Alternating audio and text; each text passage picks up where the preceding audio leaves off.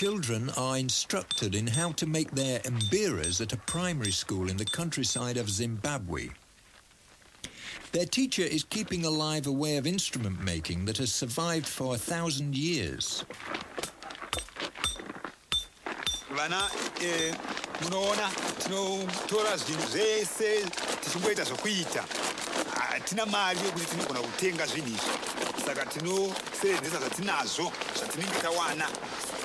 Zvakaita semaplastic. Hatina ganda rembudzi. Aiwa.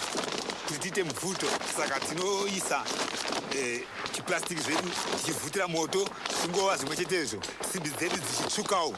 Semasukira dzingangoita kana tiine bvuto chaiyo.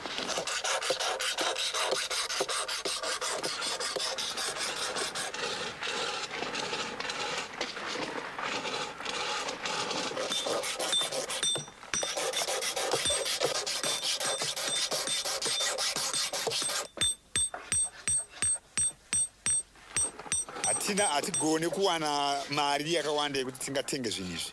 Asi tinoita ndezvatinenge tawana zvatinonhonga musango toita.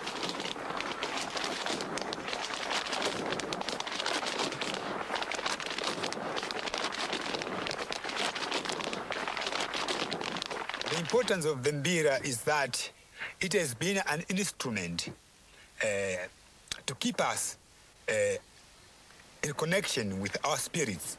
It is a means, it has been a means of communication between the living and the dead. When the Mbira instrument is played, it calls the spirits to come and talk to us. And that way we communicate. It has been like that ever since. And we have to follow what our forefathers left us.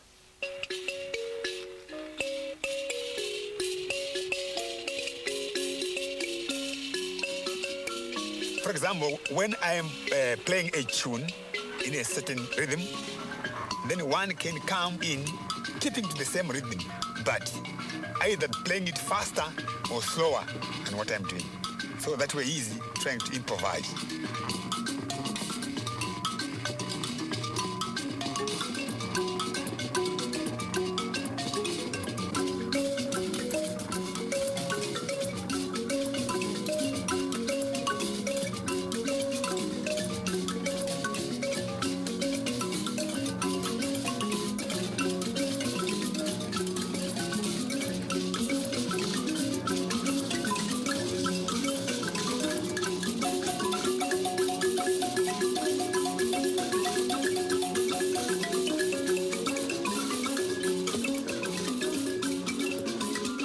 A good Mbira player has got a lot of, improvisations in the Mbira playing. He thinks of so many rhythms and so many variations to bring into the music. Whereas one who is not a very good Mbira player, I would call him a rigid player. He's not flexible yet. And such a player cannot play for the spirits. They don't want it.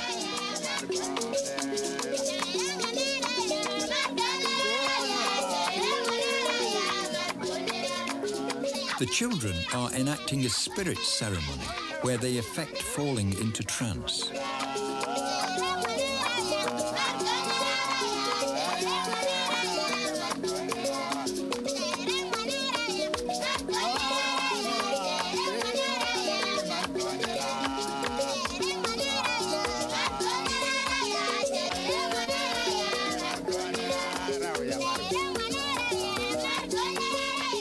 Ancestral spirit ceremonies are still a central force in the lives of their parents, and their teacher is subtly encouraging the children to follow in the ways of their ancestors.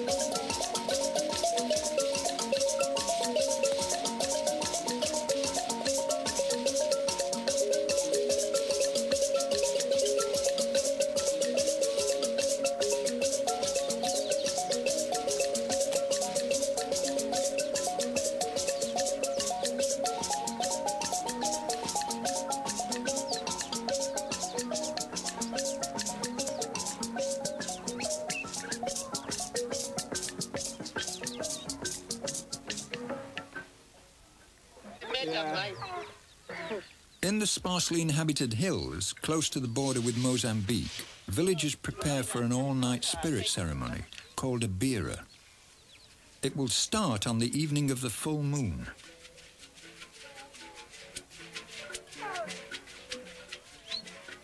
A Mbira is more than just a ceremony. It is a powerful statement of identity for the Shona people of Zimbabwe. The hosho, which are hollow gourd rattles, control the rhythm, while the Mbira instruments, covered by resonators, link the earthbound to the spirit world. Their aim is to attract an ancestral spirit into the body of the medium, who has been asked to cure an illness that afflicts one of the family.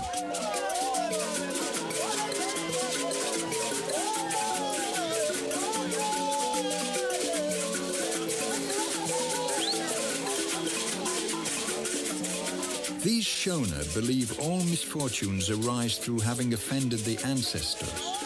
So the family members have asked the medium to placate the angry spirit.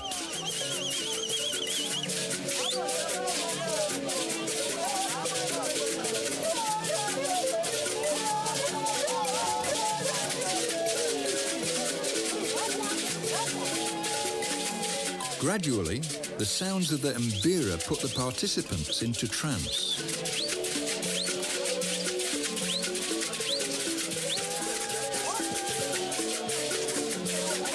But throughout the night, there are moments of quiet reflection when the spirits are encouraged to descend. So important are these ceremonies to the Shona that during the struggle for independence, the white authorities tried to outlaw them. The missionaries banned much Mbira playing, equating it with forms of devil worship.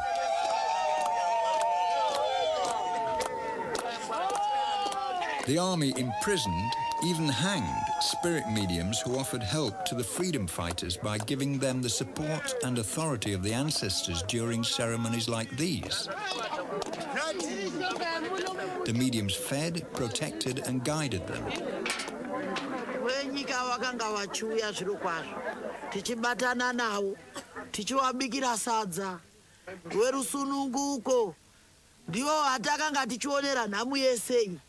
Zvamunoona makoronga namakomaya ndo dzakanga dziri dzimba dzatanga tichiwanda. Vazhinji vedu vakaparara, vashoma vakasara nemhaka yekuti vakanga vasingadi kuona vanobikira varwi venyika verusununguko vachivabikira kuti tive tingasununguka kusvika pari nhasi. Today, there's a resurgence of Shona identity. It can be seen in rituals like this Mbira.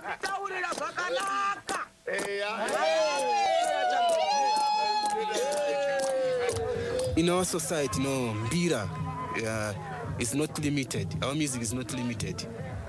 You are not asked to play in a certain way. You can improvise in any way in our music. So now for these variations, you get the encouragement from the people, from the dancers. The way they dance, when you look at them, you enjoy it.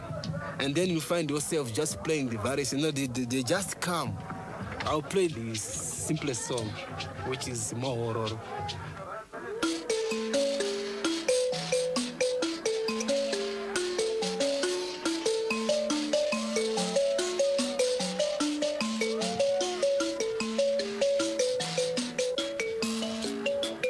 So when I get more excited, when I get into the mood,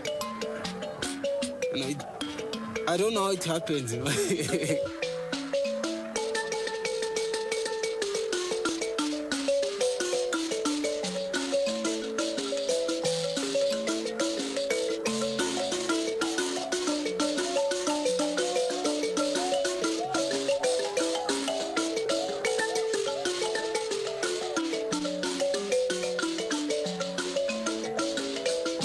But most, we get these variations from the dancers, the way they stamp their feet.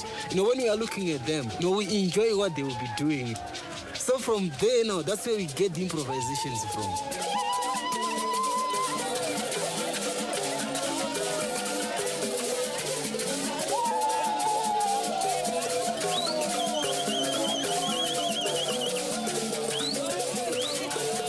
The Mbira players inspire the family to dance through the night and help identify the spirits.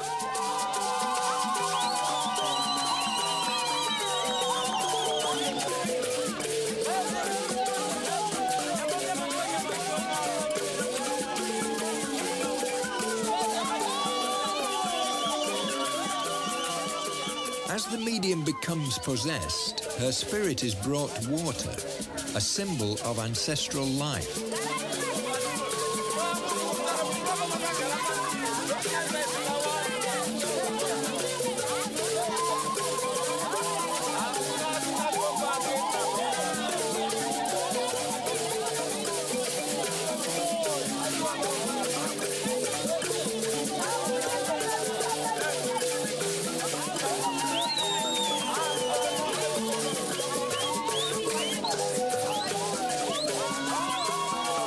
The spirit fights to take possession of the medium's body. It is a lengthy and painful process.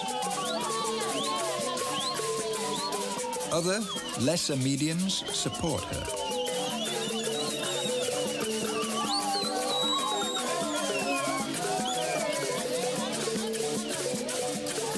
The musicians have identified the spirit's favorite tune, so they vary and embellish it while the ancestor enters the medium. By this time, everyone is involved.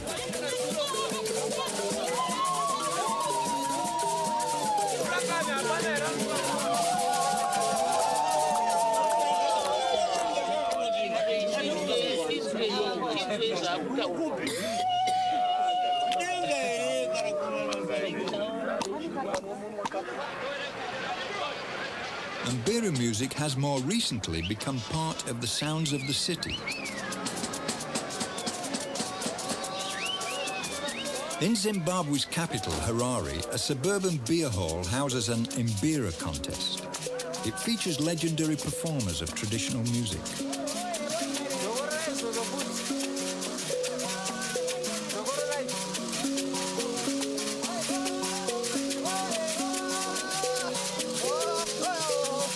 The relationship between voice and Mbira is always changing. Each performance by each artist is unique.